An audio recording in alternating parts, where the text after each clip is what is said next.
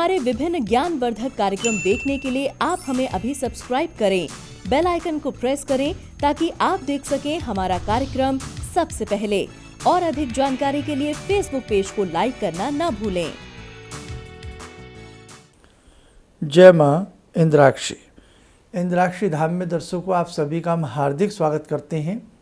इस विशेषांक में हम बात करेंगे नवरात्र पूजन की, बात करेंगे कलश स्थापना की, बात करेंगे कि कलश स्थापना का क्या शुभ समय है और हम दुर्गा सप्तशती में 13 अध्यायों को सरल तरीके से कैसे पढ़ सकते हैं, किस दिन किस अध्याय का हम पाठ करें।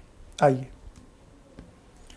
सबसे पहली बात तो भगवती ने बहुत ही सुंदर हम सबको मौका दिया है शारदीय नवरात्र में जगदम्बा की सेवा करना, जगदम्बा की अखंड ज्योत जलाना, भगवती का पूजा अर्चन करना। ये भी भगवती की ही कृपा है, तभी व्यक्ति कर पाता है। नहीं तो गंगा के किनारे बैठ कर के व्यक्ति कभी डुबकी नहीं लगा पाता है। जब भगवान की इच्छा होती है तभी हमसे श्रेष्ठ कार्य बन पड़ते हैं, समझे। तो आइए अब हम इसमें आपको सबसे पहले तो बता देते हैं 17 अक्टूबर से प्रथम नवरात्र प्रारंभ है और सबसे पहले सुबह सुबह जल्दी उठ जाएं।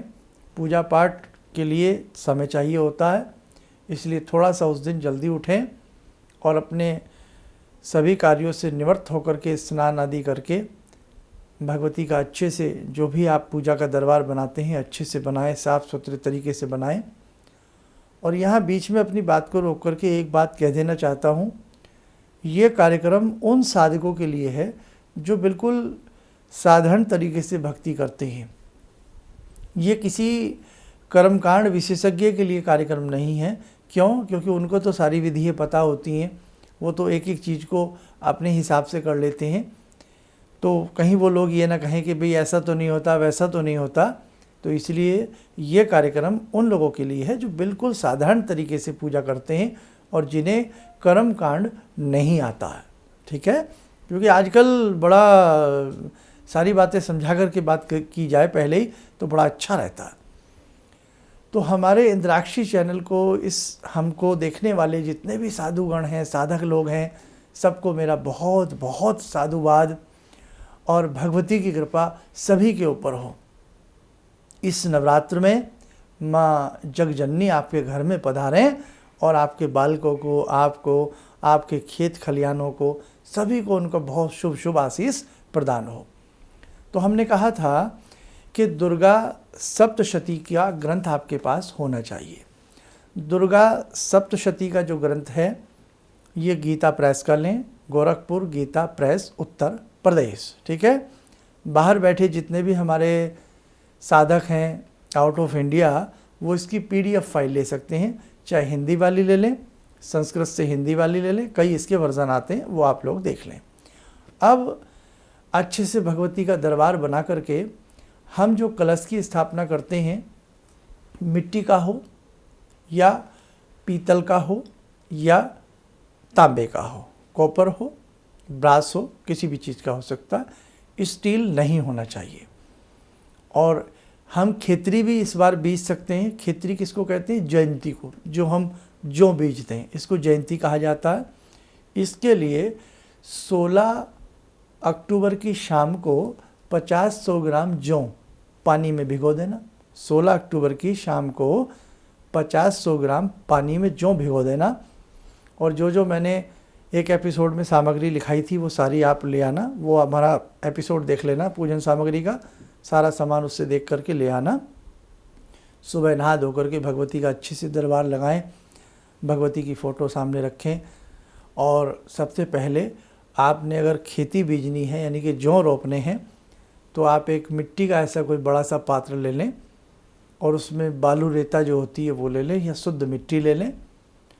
उसको अपना उसमें पात्र में भर दें, थोड़ा सा गीला, नम गीला सा करके, और या दाहिनी ही मतलब भगवती के दाहिनी ही तरफ आप क्या करें, एक चौकी सी नीचे ही मिट्टी की बना करके या बालू रेते की बना करके अब जो आपने भीगे हुए जौ रखे हैं उसको उसमें थोड़ा थोड़ा सा रोप दें और ऊपर से हल्की सी एक लेयर और मिट्टी की डाल दें, लेकिन बीच में न डालें क्योंकि वहाँ आपको कलश रखना है। और यदि आपको लगता है कि आपके घर में इतनी जगह नहीं है तो किसी मिट्टी के पात्र में अलग से जो बोलें, पानी हल्का हल्का डालें। बहुत ज़्यादा पानी डालने से वो गल जाते हैं, अच्छे से हरे हरे नहीं हो पाते, ये आप ध्यान रखें। हल्का सा पानी नम सा, पहले दिन तो नम सी गीली मिट्टी में उन्हें रोप दें, पानी ना डालें।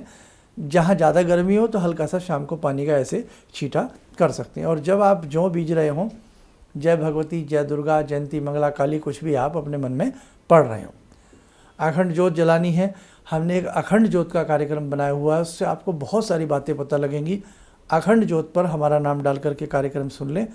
अखंड ज्योत बनानी है तो अखंड ज्योत भगवती के सामने रखें और उसको आप जगा लें अपने हिसाब से।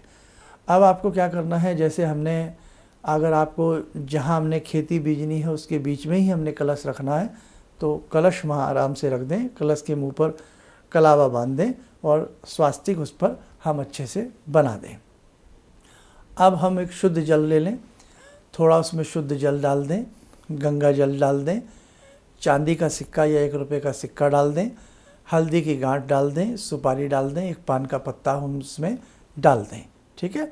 और 2-4 चावल के दाने डाल करके उसमें आम के पत्ते, आम मीठा वृक्ष होता है, आम के 8-10 पत्ते चारों तरफ ऐसे खड़े कर दें, आम की टहनी उसमें लगा करके उसके ऊपर या तो आप किसी मिट्टी के पात्र में या किसी धातु के पात्र में थोड़ा सा चावल उसमें रख करके उसमें नारियल रख दें। और यह सबसे एक अच्छा और तरीका है, आपने जो उसमें पत्ते लगाए हैं, कहीं आम का पेड़ ना हो तो अशोक के पत्ते भी आप उसमें लगा सकते हो।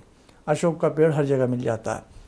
अशोक के पत्ते लगा करके नारियल का जो हिस्सा होता है नोकीला नीचे की तरफ कर दें, बड़ा नोकीला जो होता है जहाँ से कटता है, और जो पतला सा नोकीला हिस्सा होता है वो ऊपर की तरफ रख के नारियल उसमें कलावा बांध करके खड़ा भी कर सकते हैं, या चावल की कोई कटोरी भर के उसमें लेटा भी सकते हैं, ये आप ध्यान रखें। अब ये आपने कलश की स्थापना कर दी, सिंपल तरीके से कलश की पूजन कर लें। धूप, पंचोपचार पूजन कर लीजिएगा, धूप दीप फल फूल अर्पण कलश देवता को करके जैसा आपसे आता है नमस्कार कर लें। ज्योत आपने अखंड जलानी है, अखंड का संकल्प लेकर के जला लें, नहीं तो जब तक पाठ करें तब तक आप अपनी ज्योत जला लें। मानसिक रूप से नवग्रहों का पूजन कर करके उनको फूल चावल चढ़ा दें पंचोपचार, और नवग्रहों के साथ साथ ही आप जैसे घंटी, शंख, ज्योत सबको अलग अलग से फूल चावल आदि चढ़ा करके सबका पूजन कर लें। बड़ा ही सिंपल एक आम सी बात बता रहा हूँ, ये बहुत, मैं आपको गहराई में नहीं ले जा रहा हूँ। इसके बाद भगवती को तिलक धूप दीप आदि करके पंचोपचार भगवती का पूजन करें कि हे भगवती मुझे शक्ति दें, भक्ति दें कि मैं आज से आपके नवरात्र पूरे कर सकूं, मेरे परिवार पर हे भगवती आपका आशीर्वाद बरसे, हे माँ आपकी जय हो, हे भगवती आप आनंदित हों। विनीत भाव के साथ षोडशोपचार पूजन, 16 प्रकार का पूजन बताता रहता हूँ बहुत कार्यक्रमों में, या पंचोपचार, पंचोपचार मतलब 5 चीज़ें चढ़ाना, 16 उपचार 16 प्रकार की चीज़ें, धूप दीप फल फूल। और नहीं तो देखो भाई, भाव सबसे बड़े होते हैं। आप ये कभी मत फील करना हाय मुझसे ये गलती हो जाएगी, ऐसा तो नहीं हो गया, कुछ नहीं। माँ है वो, माँ को बेटा जैसा भी दे देता है माँ उसी में प्रसन्न हो जाती है, समझे। तो माँ कभी कुमाता नहीं होती, इसलिए माँ भगवती प्रसन्न होती हैं आपसे, जैसा भी आपसे बने आप भगवती आदि का भगवती का पूजन करें। गणेश आदि का इनसे पहले पूजन कर लें, और नहीं सबसे पहले आप अपने कलश का पूजन कर लें, गणपति का पूजन कर लें, नवग्रह का पूजन कर लें, और भगवती का घंटी शंख आदि का पूजन कर लें। नहीं भी कुछ समझ में आता तो पहले सबसे पहले कलश, और कलश जो है वो भगवती के हमेशा दाहिनी तरफ रखा जाता है, आपके लेफ्ट में, और भगवती के दाहिने में वो अपने आप आ जाता है, क्योंकि आपका लेफ्ट होगा, माता रानी का वो दाहिना हिस्सा होगा, उधर कलश रख लें। और आरती आदि यदि आपको पहले करते हैं तो पहले कर लें, नहीं तो पाठ के बाद आरती करें, ज़्यादा आनंद रहता है। अब दुर्गा सप्तशती जिनके पास है वहाँ से आपको क्या करना है वो मैं बता देता हूँ। जिन्होंने कोई गुरु मंत्र लिया हुआ है वो 1 माला या 21 बार अपने गुरु मंत्र का पाठ कर लें। जिन्होंने गणपति आदि मंत्र प्रतिदिन की साधना करते हैं तो उस दिन थोड़ी सी कम करके पहले अपनी साधना कर लें, थोड़ी सी, और उसके बाद भगवती को नमन करके भोग आदि लगा करके पूजन शुरू कर लें, या पहले भगवती की साधना कर लें, जैसे आपको सुविधा लगे। ये दुर्गा सप्तशती का ग्रंथ है, अब इसमें कितने अध्याय हैं दर्शकों? इसमें अध्याय हैं 13। हाँ, एक इम्पोर्टेंट बात और रह गई, नोट कर लीजिएगा।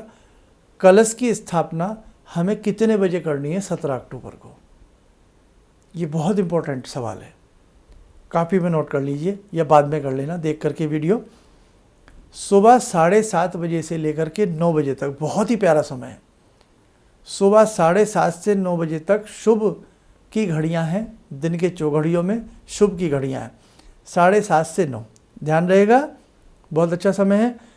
9 बजे से 10:30 तक राहु काल लग जाएगा फिर, और 10:30 के बाद उद्वेग का काल रहेगा। उद्वेग के बाद चर का समय रहेगा। चर भी अच्छा नहीं होता कलश स्थापना के लिए, उद्वेग भी अच्छा नहीं होता कलश स्थापना के लिए। और राहु काल से लोग अधिकतर डरते ही डरते हैं। 1:30 बजे से लेकर के दोपहर में 3 बजे तक का समय फिर मिलेगा। तो जब तक तो बहुत देर हो जाएगी कलश स्थापना के लिए, इसलिए बहुत सुंदर समय है। सुबह 7:30 से 9 के बीच हर हालत में कलश स्थापना, ज्योत को प्रज्वलित करना, धूप दीप करना, जैसा भगवती को तिलक आदि लगा करके पूजन आदि करना शुरू कर देना। फिर पाठ चाहे 9 बजे के बाद भी होता रहे, लेकिन कलश आदि की स्थापना और पाठ की शुरुआत वो आपकी 9 बजे से पहले पहले हो जानी चाहिए। आगे बढ़ते हैं। अब सबसे पहले तो मैं आपको कुछ बातें अभी बताऊंगा, लेकिन आपको दुर्गा सप्तशती में कितने अध्याय हैं? दुर्गा सप्तशती में 13 अध्याय हैं। और जिनके पास 13 अध्याय पढ़ने का रोज समय ना हो, या प्रथम चरित, मध्यम चरित, उत्तम चरित, बहुत लोग क्या करते हैं, पहले दिन प्रथम चरित पढ़ते हैं, दूसरे दिन मध्यम, फिर उत्तम, ऐसे भी अलग अलग हिसाब से सबका अपना अपना हिसाब है। लेकिन इतना भी समय ना हो तो बहुत ही अच्छी एक मैं तरीका आपको बता रहा हूँ, जो हमेशा बताता हूँ। 13 अध्यायों का डिवाइडेशन ऐसे कर लें, नोट कर लीजिए आप। पहले दिन पहला पाठ करें, जैसे 17 अक्टूबर का दिन शनिवार है, प्रतिपदा है, प्रथम नवरात्र है, तो पहले दिन पहला पाठ करें। दूसरे दिन दूसरा और तीसरा अध्याय पढ़ें। तीसरे दिन चौथा अध्याय पढ़ें। चौथे दिन 5वां, 6वां, 7वां और 8वां अध्याय पढ़ें। 5वें दिन 9वां और 10वां अध्याय पढ़ें। 6ठे दिन 11वां अध्याय पढ़ें। 7वें दिन 12वां और 13वां अध्याय पढ़ें। ठीक है, वीडियो दोबारा सुन के लिख लेना आप। अब ये तो हमें अध्यायों का वर्गीकरण हो गया, हम कैसे पढ़ेंगे। अब आ जाइए साहब, हमने दुर्गा सप्तशती को खोला। सबसे पहले दुर्गा सप्तशती जब खोलेंगे, नमस्कार करके खोलेंगे, भगवती को तिलक लगा करके खोलेंगे। अब इसमें सबसे पहले पाठ विधि खोल लेना आप लोग। पाठ विधि में कीलन उत्कीलन के मंत्र हैं। आपने सुना होगा दुर्गा सप्तशती कीलित है, उसे उत्कीलन करना है। बहुत आसान सी बात है, मैं आपको बता भी देता हूँ। जिनके पास नई वाली पुस्तकें हैं उनके लिए मैं बता रहा हूँ, बाकी आप ढूंढ लेना। ऊपर बहुत मोटा मोटा हेडिंग है, पाठ विधि। पाठ विधि में आप आ जाइए, ये दिया है। इसके बाद शापोद्वार करना चाहिए। इसके अनेक प्रकार हैं, देखो लिखा है ओम ह्रीम क्लीम श्रीम क्राम क्रीम चंडिका देव्यै। ये इसका मंत्र है। इसको आदि और अंत में जब हम शुरू करते हैं और जब हम पाठ का समापन करेंगे, शुरू में 7 बार, बाद में 7 बार। इसके बाद आइए, इस दूसरा मंत्र है ओम श्रीम क्लीम ह्रीम सप्तशती चंडी के उत्कीलनम कुरु कुरु स्वाहा। ये मंत्र ये भी पढ़ा जाएगा 21 बार शुरू में और 21 बार बाद में। इसके बाद तीसरा मंत्र है ओम ह्रीम ह्रीम वम वम वाला। ये मंत्र 7 बार शुरू में, 7 बार बाद में। यानी कि 3 मंत्र जब हम पाठ शुरू करें, यानी कि कौन सा पाठ शुरू करें, पूरी दुर्गा सप्तशती का ये वाला। जब हम कवच पढ़ेंगे तो कवच से पहले ही ये 3 मंत्र, 2 मंत्र 7-7 बार, 1 मंत्र 21 बार शुरू में। फिर जब हमारी पाठ पूरा हो जाएगा तो ये 3 मंत्र 2 7-7 बार, 1 21 बार फिर पढ़ेंगे। समझ गए? तो इससे कीलन उत्कीलन हो जाता है, शुद्धि हो जाती है, आप चिंता ना करें। अब आ जाइए दिव्या कवच। Page number 19। हिंदी में संख्याएं लिखी हैं, अब हिंदी भूलते जा रहे हैं लोग भाई। दिव्या कवच, देवी कवच रोज पढ़ा जाता है। अर्गला स्तोत्र रोज पढ़ेंगे। कीलकम रोज पढ़ेंगे। उसके बाद तंत्रोक्त रात्रि सुक्तम पढ़ेंगे। ये शुरू में इंडेक्स खोल लीजिए, विषय सूची खोल लीजिए इस पुस्तक की। फिर बता देता हूँ, आपने विषय सूची खोला, पहला पेज ही है विषय सूची का। ये जैसे विषय सूची हमने खोला, तो विषय सूची में जब आप पुस्तक नमन करके शुरू करें तो सबसे पहले पाठ विधि में से वो तीनों मंत्र पढ़ लें। फिर देवी कवच प्रारंभ करें, अर्गला स्तोत्र प्रारंभ करें, चाहे संस्कृत में पढ़ें चाहे हिंदी में पढ़ें। फिर नंबर 3 पर कीलकम पढ़ें। नंबर 4 पर तंत्रोक्त रात्रि सूक्तम पढ़ें। उसके बाद नवारण विधि है ना इसमें, जिन्हें विधि आती है विधि से पढ़ लें, नहीं तो नवारण मंत्र की एक माला कर लें। कर लिया। अब इसके बाद शुरू होते हैं दुर्गा सप्तशती के अध्याय। तो हमने क्या बताया, पहले दिन पहला अध्याय कर लेंगे। पहला अध्याय करते ही फिर नवारण मंत्र की एक माला पढ़ेंगे। और इसमें 3 हमने बताए हैं सूक्त हैं।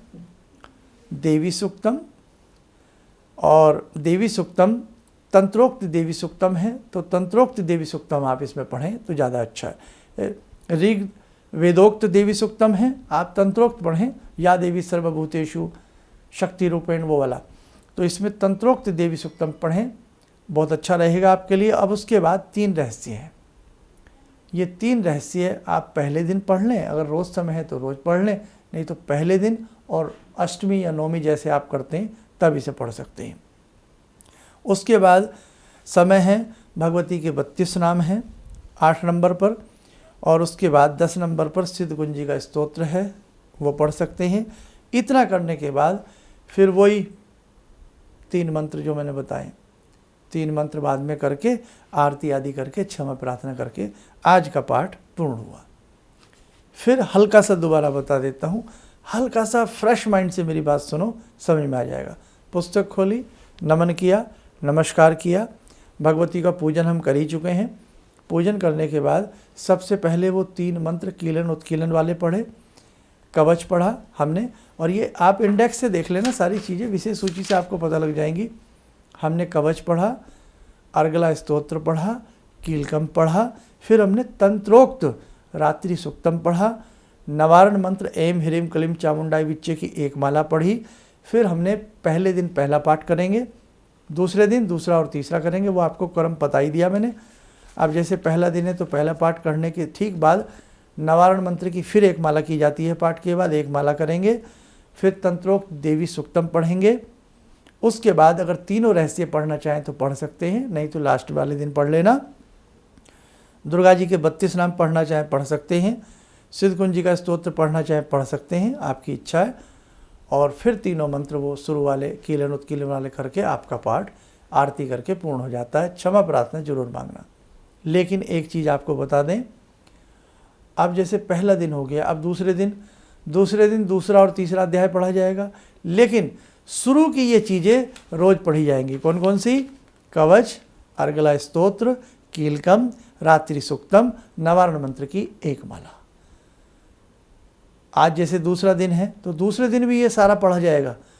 और अध्याय कौन सा आएगा दूसरे दिन? दूसरा और तीसरा अध्याय पढ़ने, फिर नवारण मंत्र की एक माला और या देवी वाला स्तोत्र, और उसके बाद यदि रहस्य पढ़ना चाहे रहस्य पढ़ लो, आरती करना चाहो आरती करके क्षमा प्रार्थना करके पाठ हो गया। तीसरा दिन आया तो तीसरे दिन फिर यही सारी चीज़ें, और तीसरे दिन कौन सा अध्याय आता है वो आपको मैंने बता ही दिया।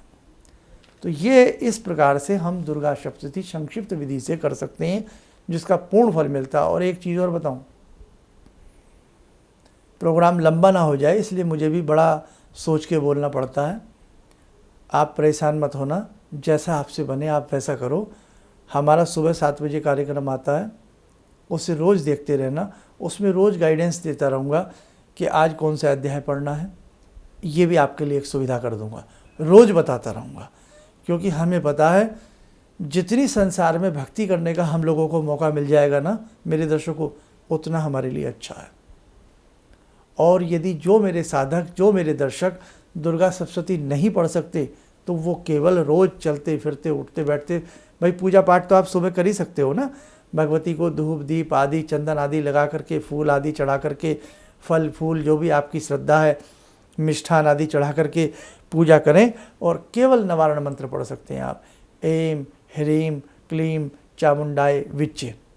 आधा घंटा, 1 घंटा, 5 माला 11 माला रोज़ का नियम बना लो कि सुबह शाम या एक समय नियम बना लो, मैं करूँगा। उसके बाद भगवती की आरती कर दो और बस आपका पाठ हो गया। और दिन में चलते फिरते उठते बैठते निवारण मंत्र करते रहना। एक विशेष और बात बता देता हूँ, इन दिनों में गायत्री मंत्र पढ़ना सोने पर सुहागा होता है। जिन साधकों के पास समय हो तो इन दिनों में गायत्री मंत्र और निवारण मंत्र, यदि केवल 2 ही मंत्र आपने मेरे साधकों पढ़ लिए, मैं आपको विश्वास दिलाता हूँ आपके जीवन में बहुत शुभ आएगा, बहुत स्वस्थ की प्राप्ति होगी, बहुत लाभ की प्राप्ति होगी। 2 ही मंत्र, गायत्री मंत्र और निवारण। पहले गायत्री पढ़ें, जैसे आपने नियम बना लिया रोज़ में गायत्री मंत्र की 5 माला करूँगी और 5 माला या 11 माला निवारण की कर लो। उसके बाद दुर्गा जी की आरती करके, कपूर आदि अर्पण करके क्षमा प्रार्थना कि हे भगवती, मुझसे जो कोई पाठ करते समय भूल चूक हुई हो मुझे क्षमा करें। संस्कृत आती है, आवाहनम न जानामि, आता है तो उस तरह से पढ़ ले और बस कर ले। तो दर्शकों, ये थी कलश स्थापना का, मैंने आपको बता दिया कि क्या समय है और कैसे दुर्गा सप्तशती हम पढ़ते हैं, संक्षिप्त तरीके से मैंने बताया है। बाकी रोज़ के हमारे कार्यक्रम देखते रहिए, आपको और भी सारी चीज़ें स्टेप बाय स्टेप बता दूंगा। और उस दिन भी 7 बजे, 17 अक्टूबर की 7 बजे का भी कार्यक्रम देखिएगा, 16 अक्टूबर की 7 बजे का भी कार्यक्रम देखिएगा, सारी चीज़ें आपको पता लगती रहेंगी। इस कार्यक्रम के दौरान आपको कुछ समझाने में, कुछ बताने में मुझसे भूल चूक रह गई हो तो उसके लिए मैं क्षमा चाहता हूँ। जय माँ इंद्राक्षी। भगवान से जुड़ो और भगवान को से जुड़ने का जरिया आपने बताया, बहुत अच्छा लगा, बहुत धन्यवाद। और सनातन धर्म को जिंदा रखने के लिए आप जो प्रयास कर रहे हैं वो बहुत सराहनीय है। हम लोग को मौका मिला है, हम लोग भाग्यशाली हैं जो आपके करीब आने का हम लोग को मौका मिला है। किसी भी समस्या के समाधान के लिए मिले प्रसिद्ध हस्तरेखा एवं वास्तु विशेषज्ञ प्रोफेसर धर्मेंद्र शर्मा जी से। नोट: शिविर में भाग लेने हेतु एवं व्यक्तिगत रूप से मिलने के लिए कॉल करने का समय सुबह 10 बजे से शाम 6 बजे तक। हमारे विभिन्न ज्ञानवर्धक कार्यक्रम देखने के लिए आप हमें अभी सब्सक्राइब करें, बेल आइकन को प्रेस करें ताकि आप देख सकें हमारा कार्यक्रम सबसे पहले। और अधिक जानकारी के लिए फेसबुक पेज को लाइक करना न भूलें।